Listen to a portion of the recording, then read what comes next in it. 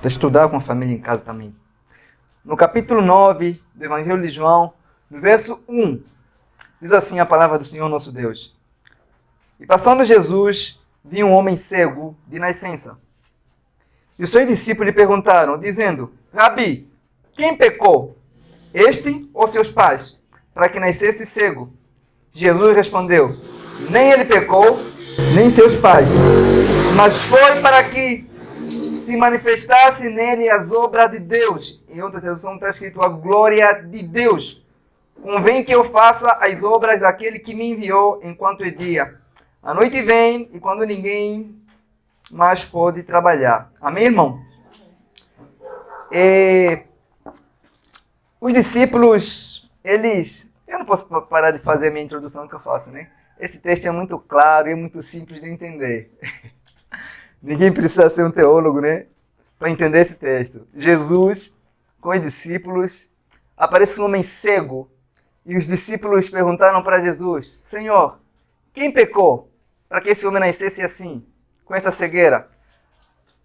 A gente vai ver que os discípulos não tinham nenhuma preocupação, não tinham nenhuma empatia por aquele homem.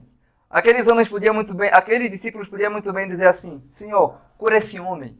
Ele sofre há tanto tempo, ele nasceu assim. Nenhum discípulo disse Jesus cura ele. Eles não falaram isso. Tudo o que eles queriam saber é o motivo do sofrimento daquele homem. Parece que o sofrimento não importa muito, mas bisbilhotar a vida da pessoa, saber a razão do sofrimento, isso é algo comum na vida do ser humano normal, né? Os discípulos não eram pessoas ignorantes, não. Eles eram judeus. E como judeus, eles já haviam ouvido a história de quem? De Jó. A mesma pergunta que os discípulos fizeram para Jesus, os amigos de Jó fizeram para Deus também, para o próprio Jó. Quem pecou para que esse homem sofresse assim? Então, os discípulos fizeram essa pergunta porque eles tinham um conceito de que o sofrimento não vem na vida das pessoas por acaso, mas por causa de um determinado pecado. E Jesus falou assim, ninguém pecou. Jesus não queria dizer que aquele homem não tem pecado, ou que aquele homem nunca pecou. Jesus estava dizendo, olha, o motivo dessa cegueira desse homem não é por um pecado específico que ele cometeu hoje, ou que os seus pais cometeram lá atrás. Não tem esse negócio de falar que se você fazer o mal agora, na outra vida, você vai reencarnar com o sofrimento. Não, isso aí não existe. Jesus está falando assim, olha, a razão do sofrimento desse homem aqui não tem nada a ver com o que ele fez. Mas ele está sofrendo porque Deus assim o destinou para que por meio desse sofrimento Deus pudesse mostrar que a sua glória. É verdade que o sofrimento não vem na vida das pessoas por acaso. Existem pessoas que vão sofrer mesmo por causa de alguns pecados. Faz dívida com a agiota e não paga. Faz problema, faz fora da vida das pessoas. Se envolve com coisas ilícitas, você pode sofrer por causa disso. É claro que o pecado, ele provoca em si o sofrimento na vida do ser humano. Na verdade, o sofrimento entrou no mundo por causa do quê? Do pecado. Mas eu estou falando, nesse caso específico na vida desse homem, não tem nada a ver com alguma coisa que ele fez exatamente. No versículo, não fecha a Bíblia não, no versículo 9, Jesus fala assim, ele é cego assim, mas não por causa dos pecados dele, nem por causa do pecado dos seus pais. É cego para que o poder de Deus se mostre nele. Na mente dos discípulos e na nossa mente, a ideia de um Deus que permite o sofrimento é algo que não tem sentido. É algo que não entra. É mais fácil a gente, tentar achar uma outra explicação. Isso é inconcebível. Como é que um Deus Todo-Poderoso vai permitir o sofrimento humano? Ele diz assim, olha, Jesus poderia muito bem dizer assim, olha, isso aí não tem nada a ver com Deus. A cegueira desse homem não tem nada a ver com Deus.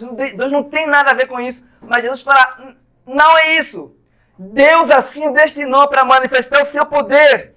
Esse homem aqui deve ter por aí uns 25 ou 35 anos, nessa faixa.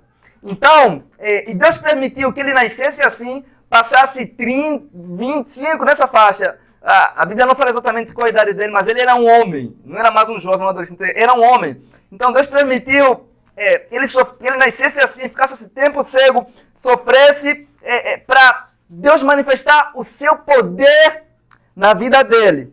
Mas talvez você pergunta, Deus tinha que permitir que esse homem sofresse 30 anos ou 25 para poder mostrar o seu poder?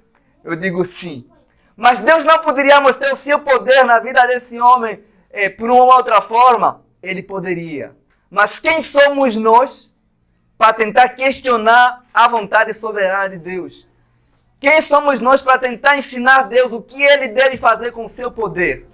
Então, o profeta Jeremias, ele levanta também esse questionamento, dizendo assim, Jeremias 18, verso 6, não poderei fazer de vós como fez esse oleiro, ó casa de Israel. Diz o Senhor, eis que como barro na mão do oleiro, assim são vocês na minha mão, diz o Senhor. O profeta Isaías diz, ai daquele que briga com o seu Criador.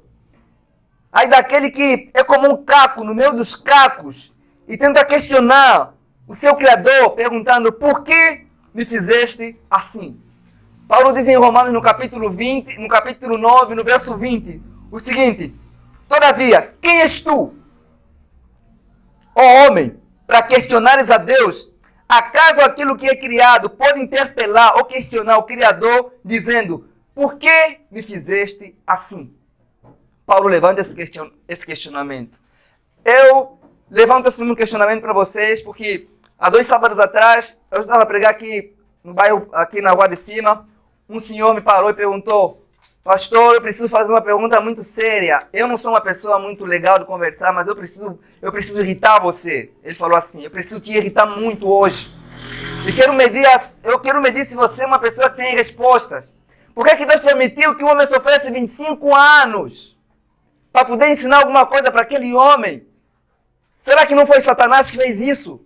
Por que Deus fez isso? Eu falei, porque Ele é Deus. Porque Ele é Deus. É Deus que cria todas as coisas, todas as pessoas, do modo que Ele quer. E Paulo pergunta, quem és tu? Para questionar o Criador, dizendo, por que me fizeste assim? Abre em Êxodo, no capítulo 4, no verso 11. Então, o próprio Deus, Ele vai responder a Moisés. Êxodo 4, verso 11. Êxodo, segundo livro da Bíblia. Diz assim, ao que lhe replicou o Senhor, quem fez a boca do homem? Ou quem fez o mundo? Ou surdo? Ou que vê? Ou cego? Não sou eu o Senhor? Deus pergunta para Moisés. Moisés foi enviado para voltar no Egito para pregar.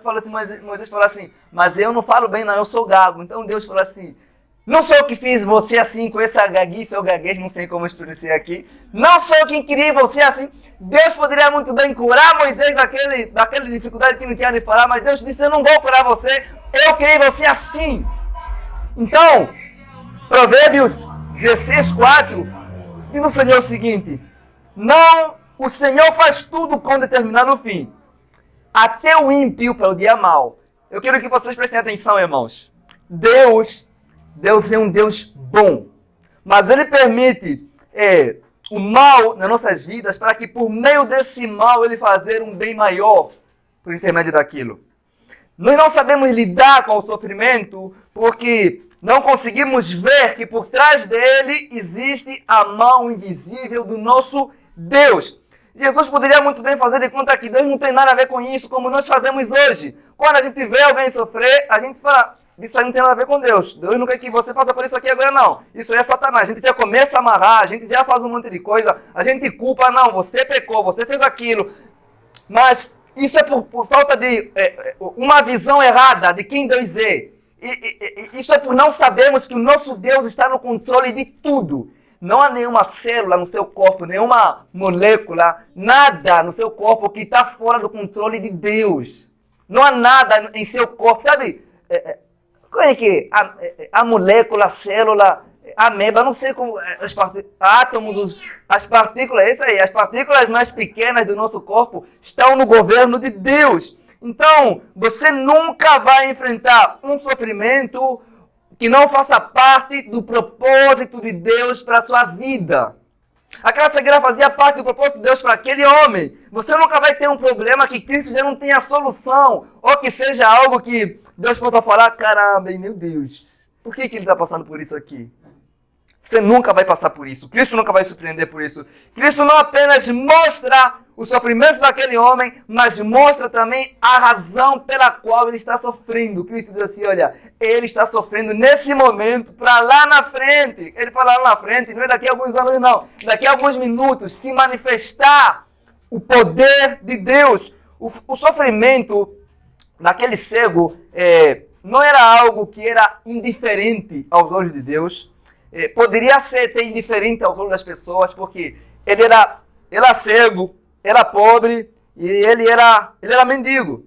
Então, Deus amou tanto aquele homem que permitiu que ele nascesse naquelas condições para que quando enviasse o seu filho à terra, aquele homem pudesse ter um encontro com Jesus Cristo. A gente vai ver o amor de Deus nisso.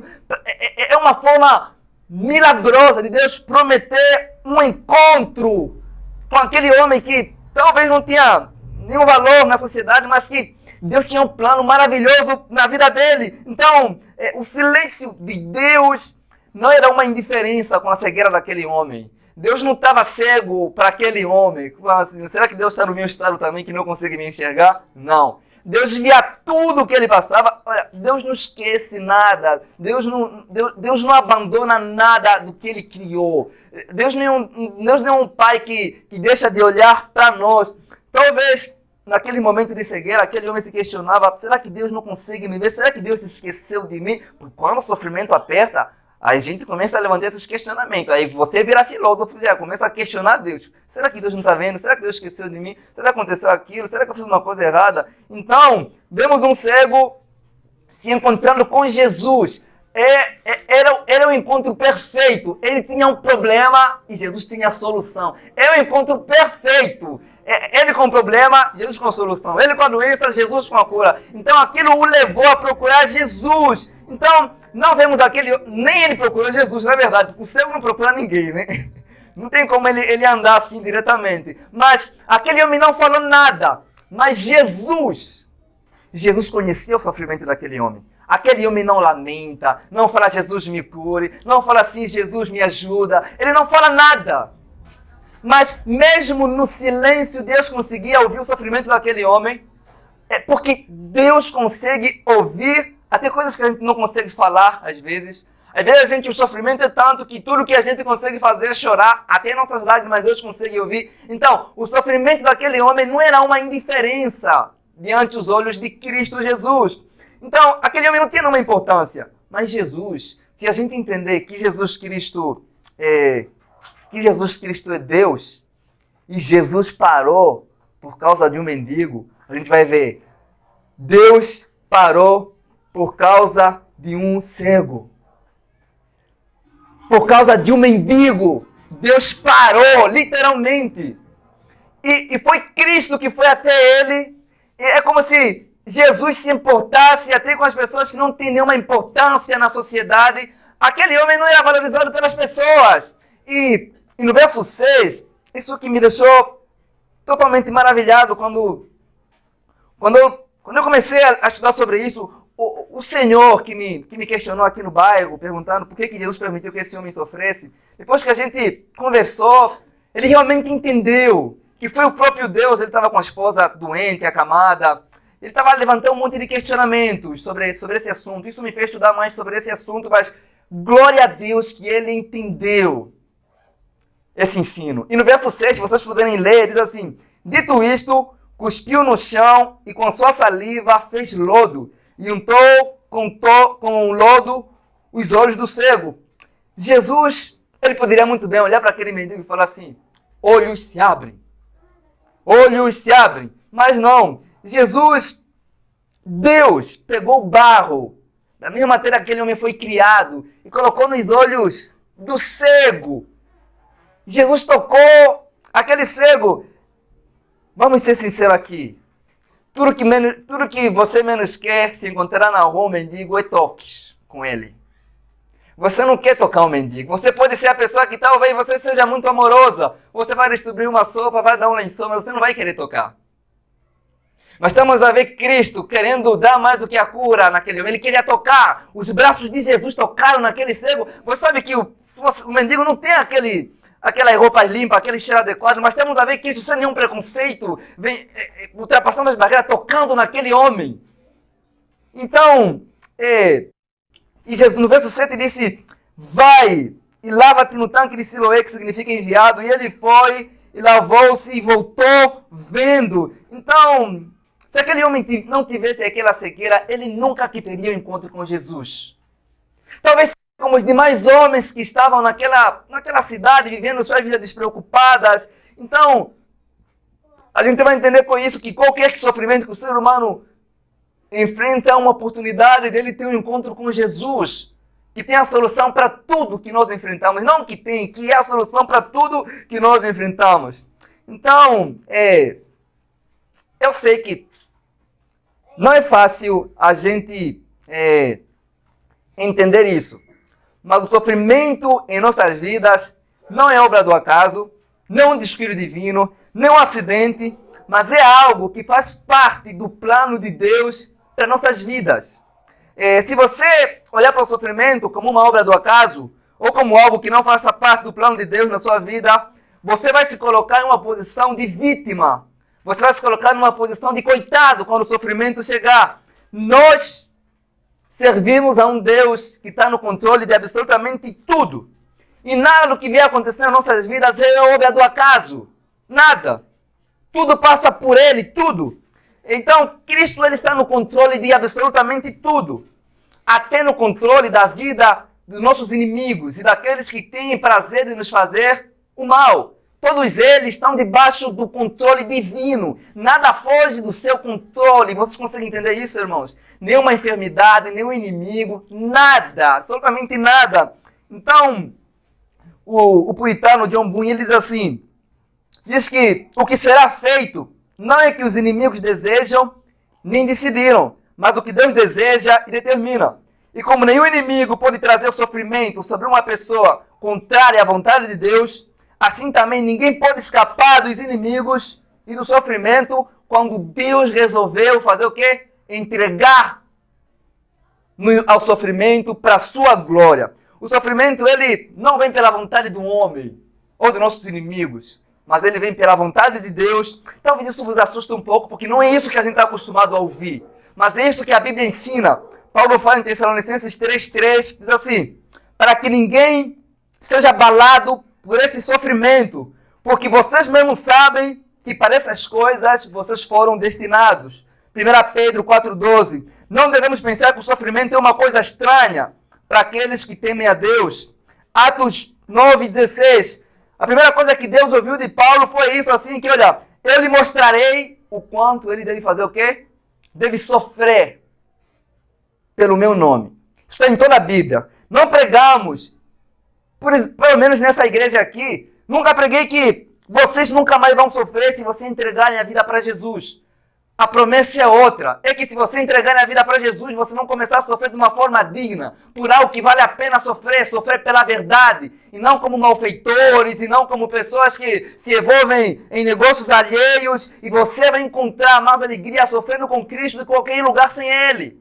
O sofrimento, ele não é o que foge do propósito de Deus. Então Pedro, na primeira carta de Pedro, no capítulo 4, no verso 15, ele fala assim, mas nenhum de vós sofra como homicida, ladrão, ou praticante do mal, ou como quem se intromete nos negócios alheios. Entretanto, se sofrer como cristão, não se envergonhe nisso, mas antes glorifique a Deus por meio dele. Pedro, em toda a Bíblia, diz que o cristão deve glorificar a Deus no meio dos sofrimentos. Então, e não sofrer como pessoas que se intrometem na vida dos outros, sofrer por causa do pecado, sofrer por coisas ilícitas. Então ele fala assim, para que ninguém sofra com essas coisas do mundo. O sofrimento que Paulo trata aqui, que Pedro, que toda a Bíblia trata, não é o sofrimento causado por causa do pecado.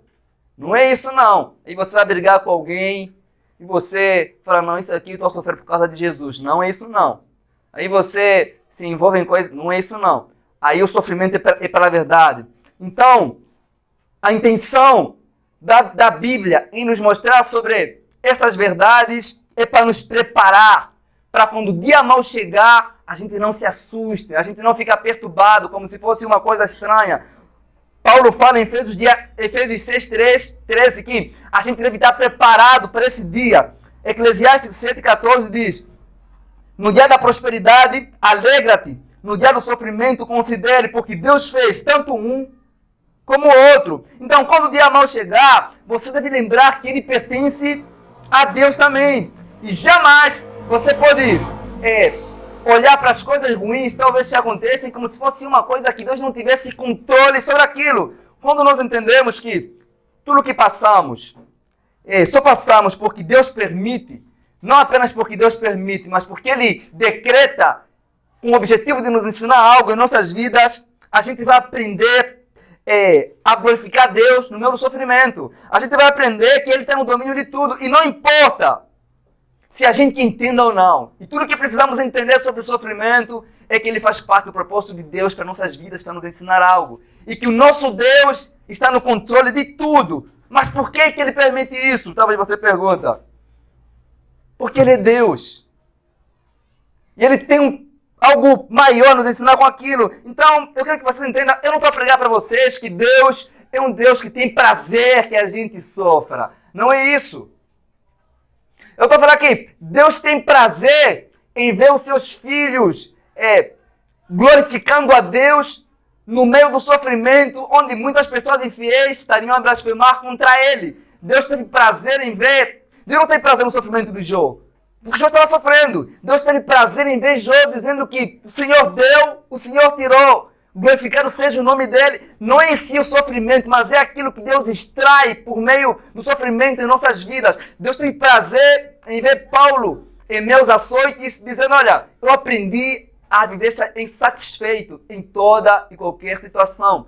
Deus teve prazer em ver Davi sendo perseguido, até pelos próprios filhos, dizer assim, olha, foi-me bom ter sido afligido, para que eu aprenda os teus estatutos, a sua lei. Deus teve prazer em ver Estevão sendo apedrejado e no meio daquele tumulto todo, Estevão orar pelas pessoas que estão a apedrejar ele. Então, a gente vai ver que não é em si o sofrimento, mas é assim aquilo que Deus quer extrair de nós por meio dele. Nós vivemos numa sociedade onde as pessoas consomem uma teologia fraca, que não estão preparadas para encarar o sofrimento. Por isso é que as pessoas recebem promessas falsas, tipo, vem para a igreja e para de sofrer. Isso é mentira. Jesus nunca prometeu isso para as pessoas. Jesus prometeu o oposto. Ele disse assim, olha, no mundo vocês vão ter muitas aflições, mas tenham bom ânimo. Eu venci o mundo. A vossa vitória está em mim e no que eu conquistei na cruz. Então, essa teologia fraca que tem se produzido hoje tem feito as pessoas viverem mais em depressão do que qualquer outra coisa. Porque quando o sofrimento chega, as pessoas pensam que Deus se afastou, que Deus se ausentou. E as pessoas que deviam procurar a Deus no meio do sofrimento começam a procurar psicólogos, fazer terapia, se colocar na posição de vítimas. Essa teologia que não dá força no ser humano para enfrentar o sofrimento é uma teologia que não serve para nada. E não serve para nada. Então, você jamais deve pensar que o sofrimento ele é a ausência do amor de Deus na vida de alguém. Não é isso. Nunca ninguém sofreu mais nesse mundo como Jesus e ninguém foi tão amado pelo Pai como Jesus.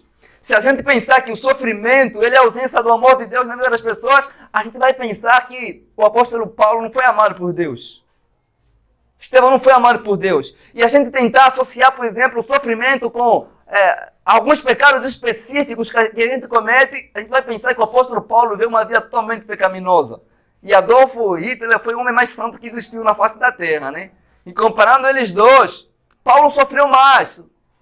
Então, em toda a Bíblia, parece que, vocês vão ver que em toda a Bíblia, parece que quanto mais o homem ama a Deus, mais Deus entrega para sofrer por amor ao seu nome. Isso é padrão, sempre. Então, Paulo fala, por exemplo, em Filipenses 1:9, dizendo assim, pois vos foi concedido, por amor a Cristo, não somente crer nele, mas também sofrer. Então, o apóstolo Paulo, quando ele escrevia uma carta, quando ele falava do sofrimento, ele falava assim, olha, não foi destinado apenas crer, mas vocês receberam o privilégio de sofrer também por amor a Cristo. Então Paulo chama do sofrimento um privilégio.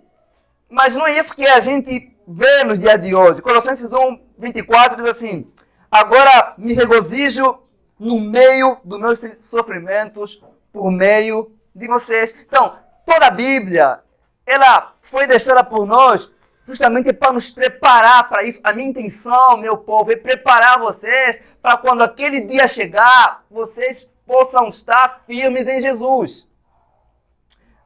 Tiago 1, 2 fala assim: meus amados irmãos, considerai um motivo de alegria o fato de passar por diversos sofrimentos e provações. Então, Tiago está falando assim, olha, considerem um motivo de muita alegria o passardes. Ele não fala se passardes, né? Se, ele fala se, você vai passar. Você está vendo essa mensagem, você fala assim, não, esse aqui não é para mim, não é para você hoje. Mas uma hora você vai passar. Isso não é uma profecia, essa é a vida. A vida é dura.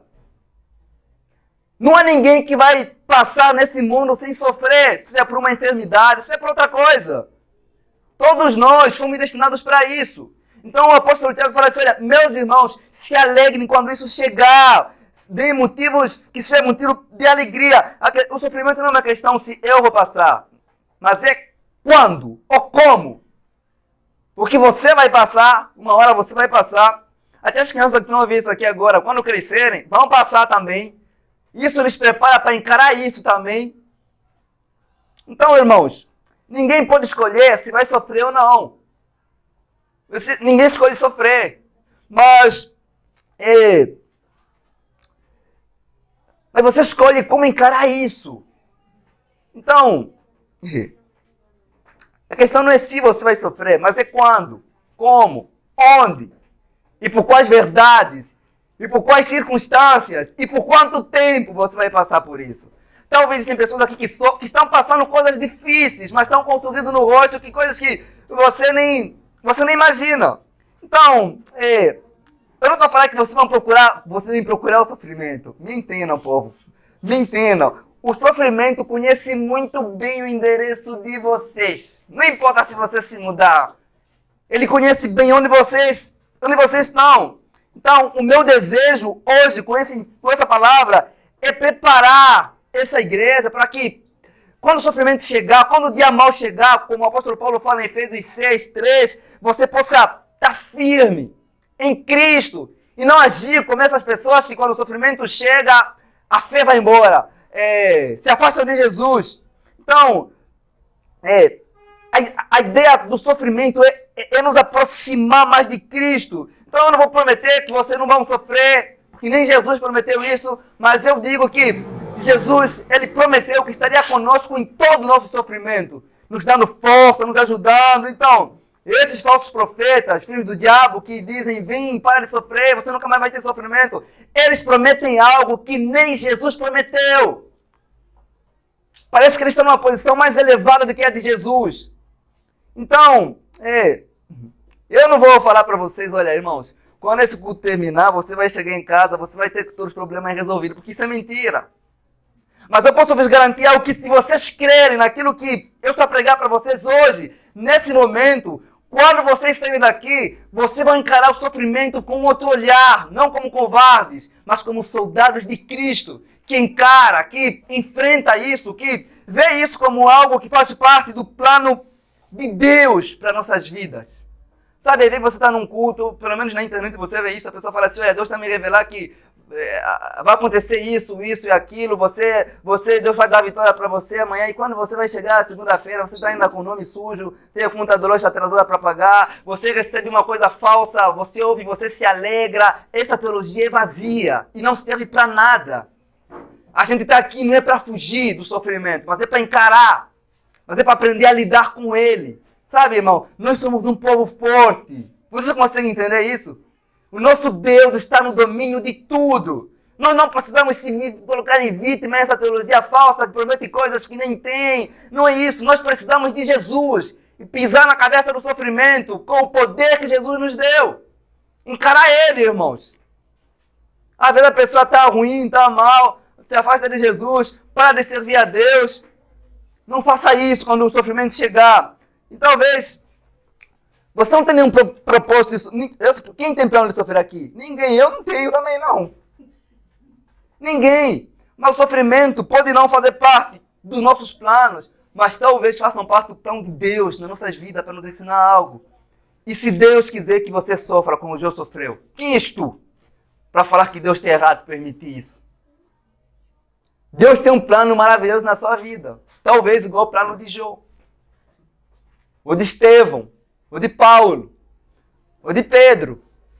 Então, irmãos, eu não estou dizendo que a gente deve estar preparado para sofrer. Não, a gente não é estoico. Não, eu estou falando assim, vocês devem estar preparados para o que vier.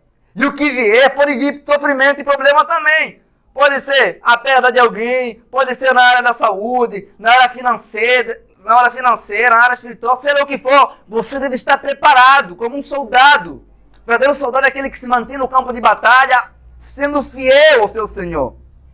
Então devemos lembrar sempre algo, que Deus jamais vai permitir que um sofrimento chegue às nossas vidas sem primeiro terem passado por Ele. Antes do sofrimento chegar nas nossas mãos, ele passou nas mãos de Deus.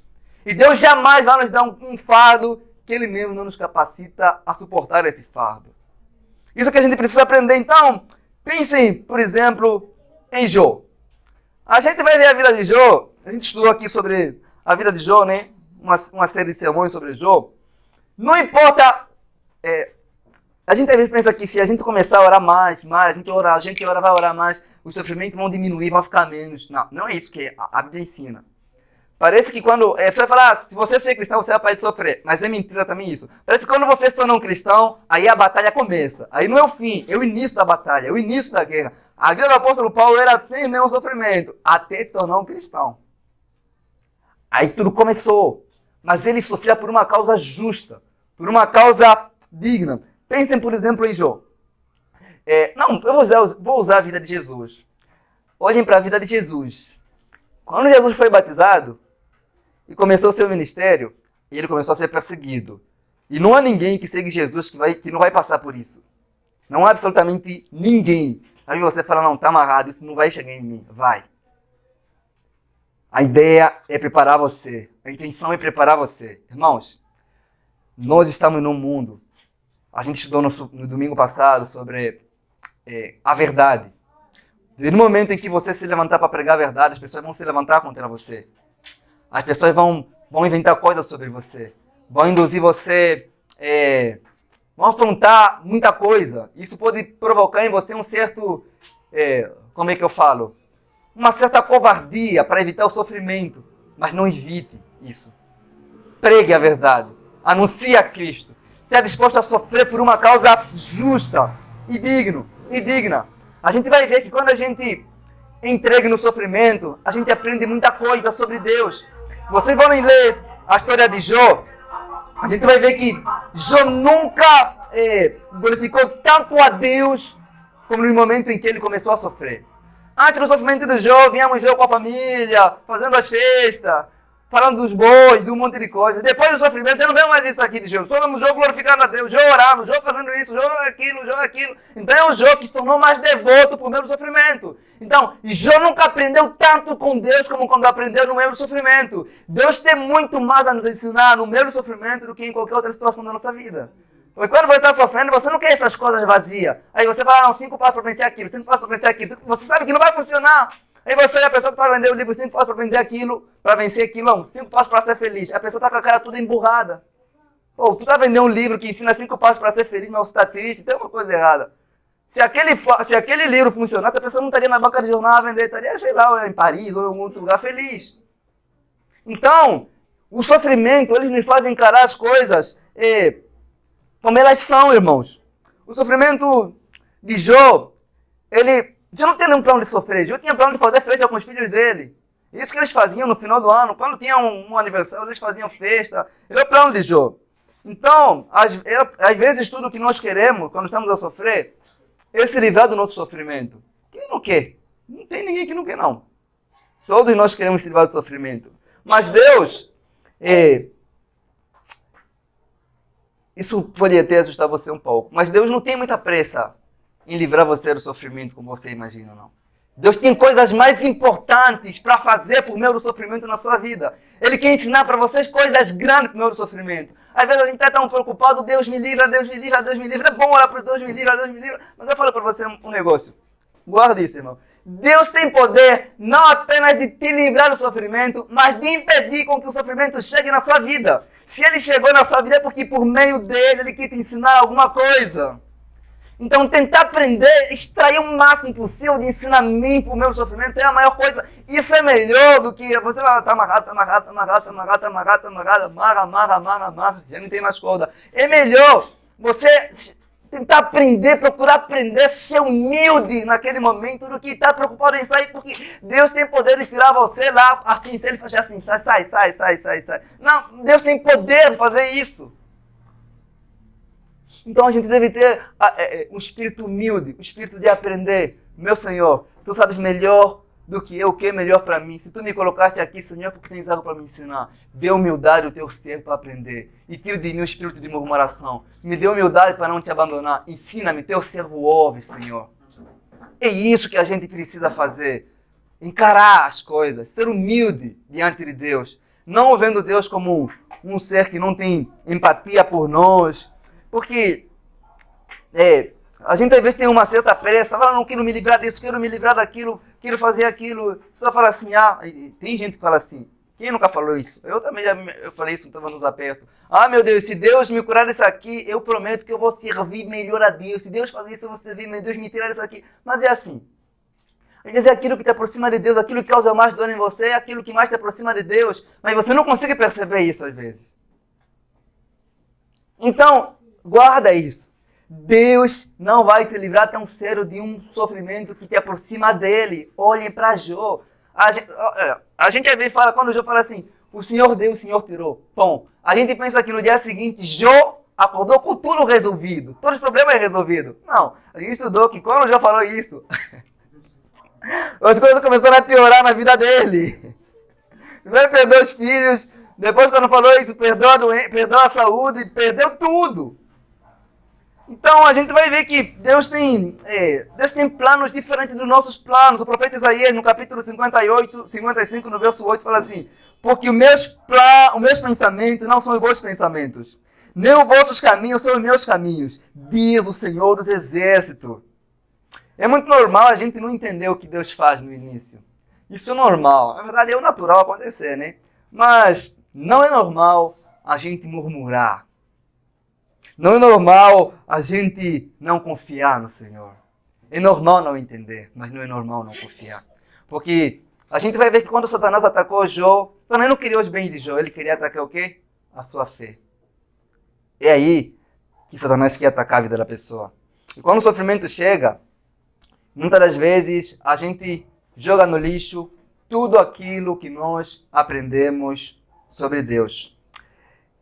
E começamos a nos colocar numa posição de vítima, fazendo as pessoas sentirem pena de nós. É isso que nós fizemos.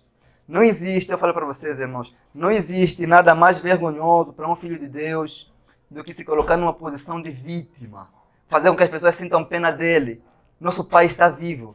Nós não somos órfãos. O nosso Pai governa tudo. Às vezes a gente, quando está num aperto difícil, a gente vai falar, não, primeira coisa que a gente procura alguém, a gente começa a procurar, a gente faz a gente procura uma terapia daqui, mas é assim.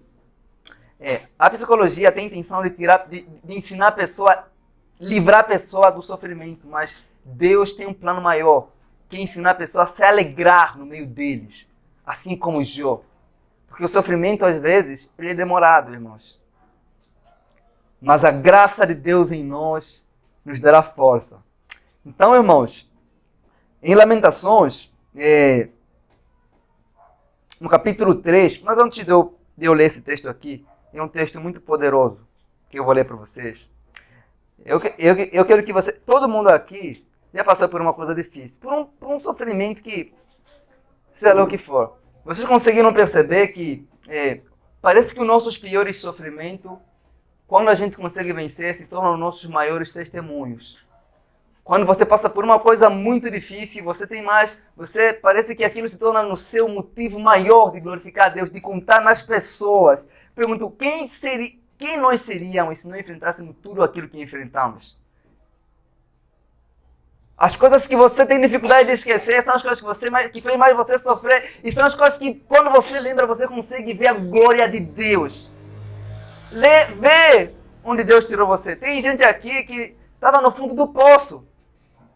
Em sofrimentos, estava na escuridão. Nem no fundo do poço, estava mais fundo do que o fundo do poço. Mas Deus, com a sua luz, brilhou naquele coração. E é disso que você não consegue esquecer.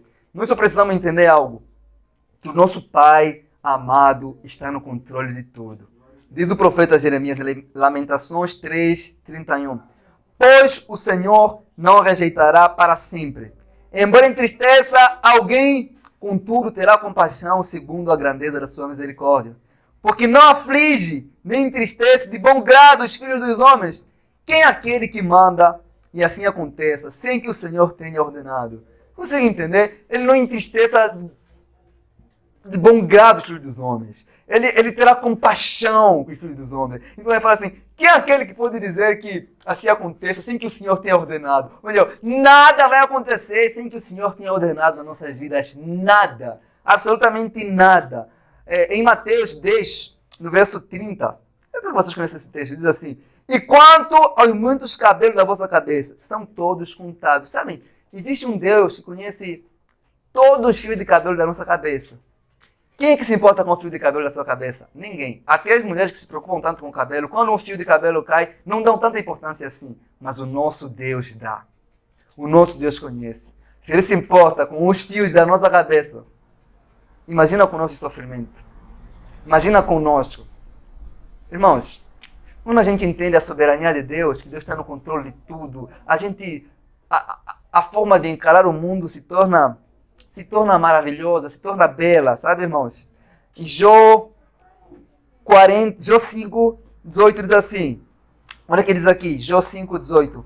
Pois ele, não fala Satanás não fala outra coisa não, fala. Pois ele faz ferida e ele mesmo liga. Ele fere e as suas mãos fazem o quê? Curam.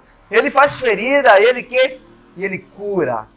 Ele é quem faz e ele cura. Ele é o nosso Deus. O nosso sofrimento também é um meio de Deus testar a nossa fé, aonde?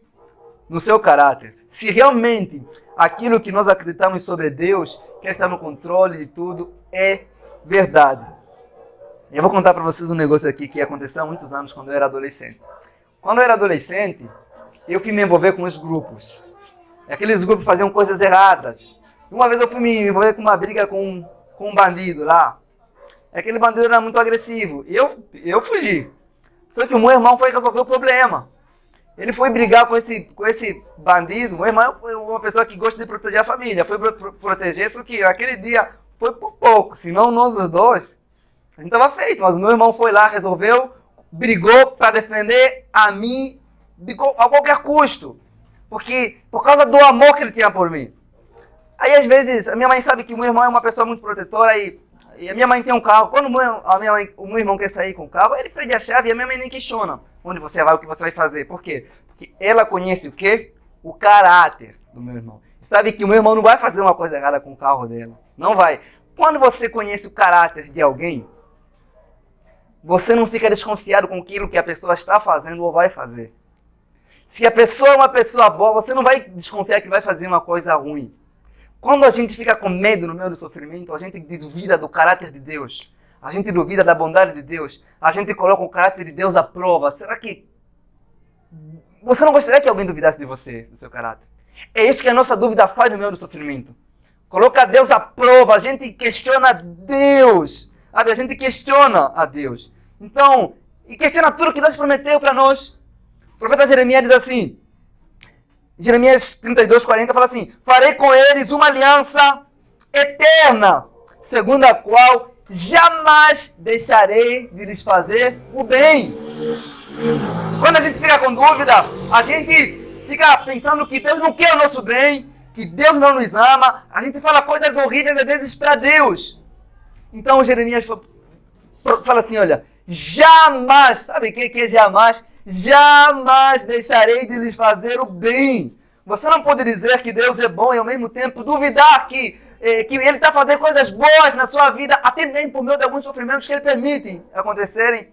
Quando você começa a duvidar, você começa a questionar da bondade de Deus. E o sofrimento, geralmente, ele é uma ferramenta para testar isso. É verdade que a gente não vai conseguir entender tudo. Quase nada, na verdade. Está aí o Jó que morreu, mas não entendeu tudo. Nem não falar tudo, nem entendeu nada. Porque Deus nunca respondeu nenhum questionamento de Jó. Deus nunca respondeu Jó nesse sentido. Então, quando a gente conhece as promessas bíblicas, a gente se torna firmes. O apóstolo Paulo diz em Romanos 8, 28, diz assim: sabemos que todas as coisas cooperam para o bem daqueles que amam a Deus, daqueles que são chamados segundo o seu propósito. Paulo diz que todas as coisas, não muitas, não algumas, todas as coisas, sabe? Quando o sofrimento chegar, você deve ler esse texto. Você não pode esquecer isso, irmão. Todas as coisas. Acho que a gente deveria cantar isso aqui. Todas as coisas vão cooperar para o nosso bem. Agora não falar que todas as coisas vão cooperar bem. Tá entendendo? Você consegue entender? Não falar que tudo vai cooperar bem. Não falar que até quando cooperar mal, vai cooperar para o bem.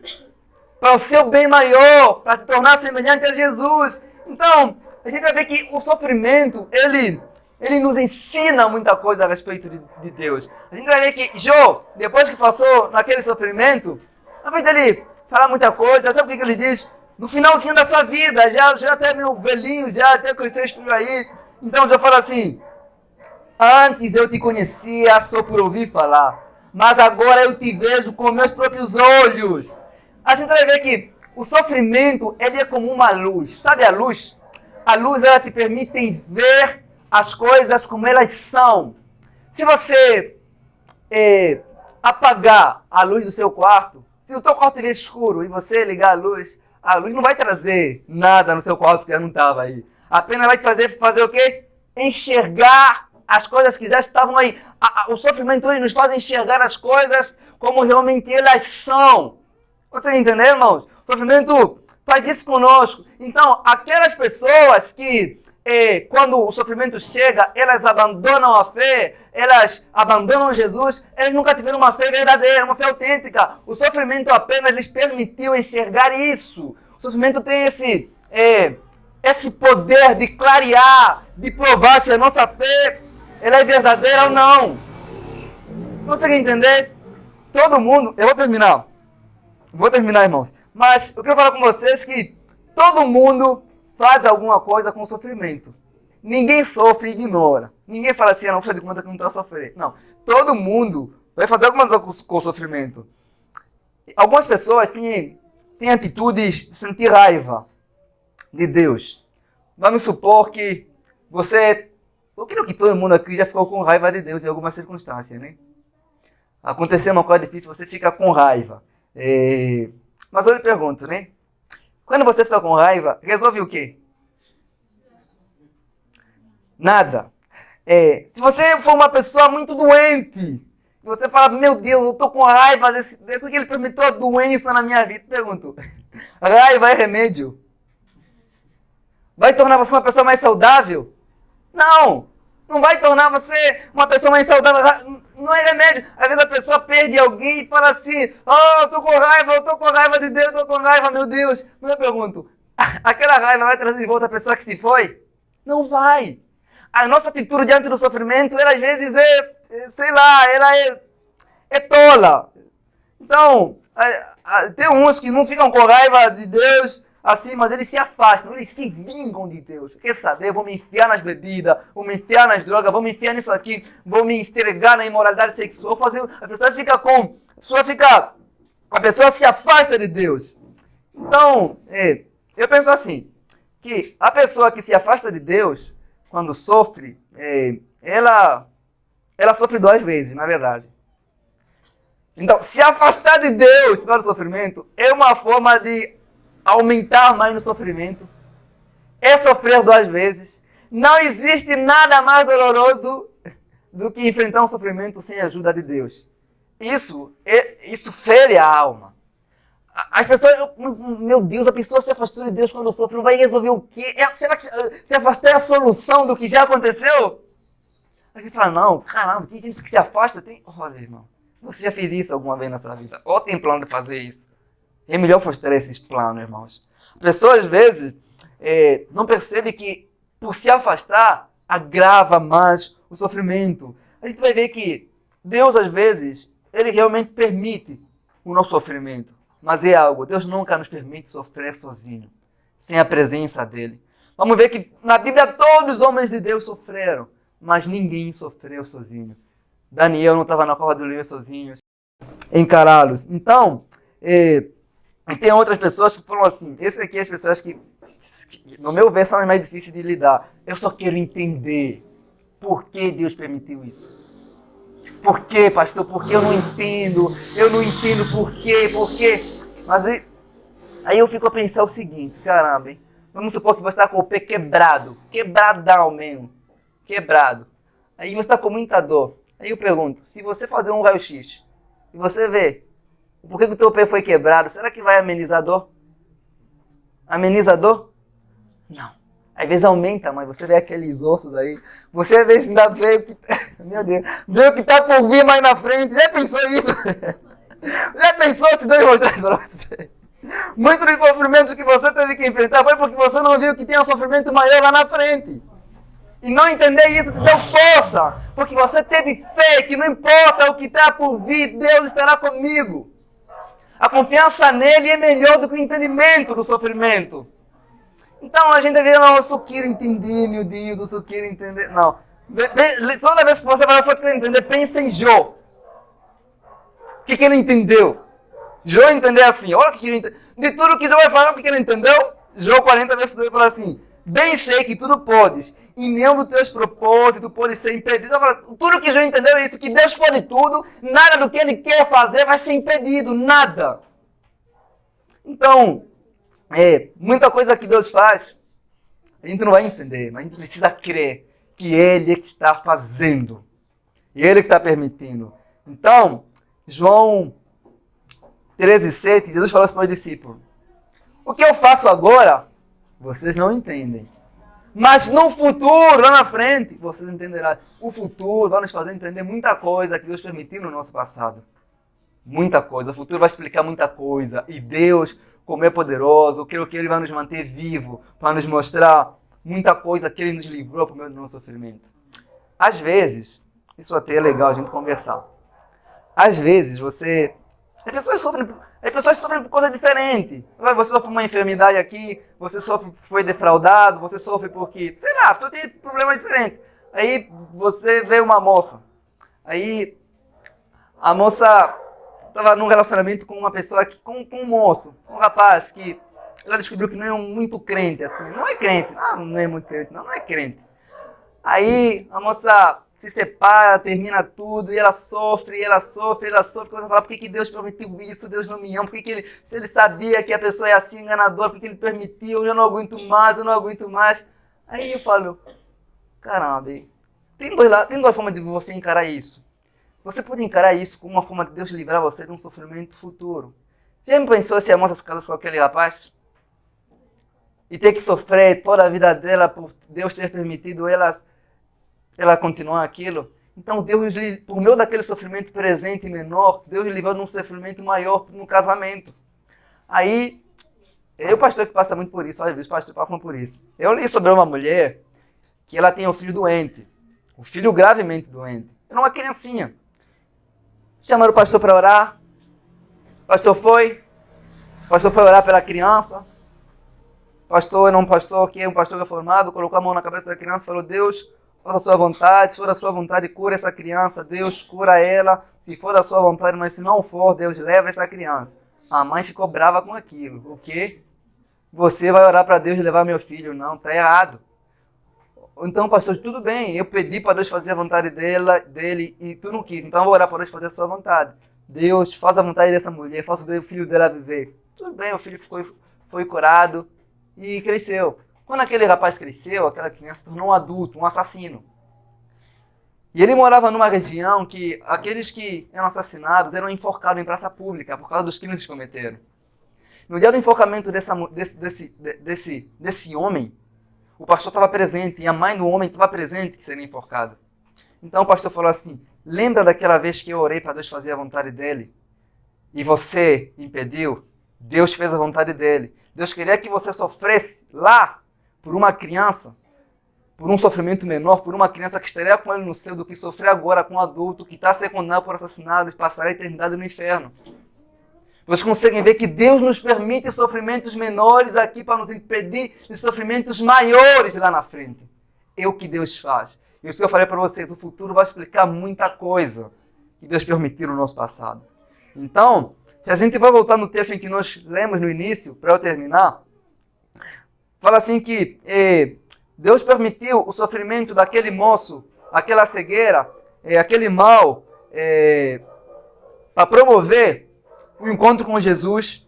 Sem aquela cegueira, aquele homem não teria nenhum interesse por Jesus, nem obedeceria a sua palavra. Quando Jesus disse para ele se lavar o seu rosto no tanque de Siloé, ele obedeceu a palavra de Jesus. A gente vai ver que Deus permitiu o sofrimento daquele homem, um sofrimento momentâneo, para produzir na vida dele um bem maior, um bem eterno, que é o quê? A salvação da alma dele. É verdade que aquele homem sofreu por alguns anos, mas é verdade que aquele homem encontrou no céu, na eternidade, lhe fez esquecer até que um dia foi cego na terra.